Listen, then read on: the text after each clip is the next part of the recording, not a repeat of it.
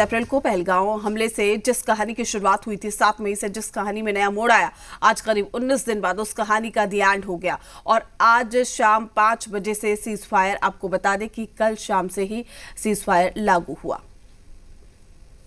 पूरी दुनिया को ये खबर सबसे पहले डोनाल्ड ट्रंप ने दी और अपने ट्वीट में लिखा, संयुक्त राज्य अमेरिका द्वारा मध्यस्थता की गई लंबी रात की बातचीत के बाद मुझे यह घोषणा करते हुए खुशी हो रही है कि भारत और पाकिस्तान ने पूर्ण और तत्काल युद्ध विराम पर सहमति व्यक्त की है। दोनों देशों को सामान्य समझ और महान बुद्धिमत्ता का उपयोग करने के लिए बधाई। इस मुद्दे पर आपका ध्यान देने के लिए धन्यवाद। इस ऐलान के थोड़ी ही देर बाद पाकिस्तान के विदेश मंत्री डार ने भी सीज फायर की घोषणा कर दी, लेकिन अभी भी भारत की तरफ पूरी दुनिया की निगाहें टिकी थीं। ये इंतजार भी विदेश सचिव विक्रम मिस्री के बयान के बाद खत्म हो गया।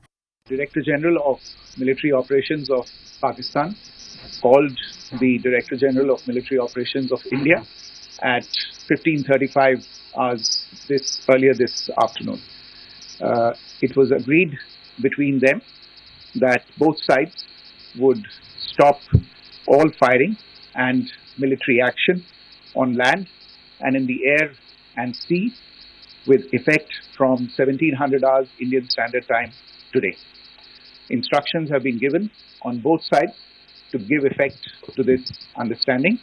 The Directors General of Military Operations will talk again on the 12th of May at 1200 hours. इस अघोषित जंग की शुरुआत यूं तो 22 अप्रैल को पहलगाम हमले के बाद ही हो गई थी, लेकिन 7 मई को ऑपरेशन सिंदूर के बाद तनाव काफी बढ़ गया था। हालांकि लगातार अमेरिकी और दूसरे देश तनाव कम करने की कोशिशों में लगे थे और करीब 3 दिन बाद आखिरकार दोनों देश सीज फायर को तैयार हो गए।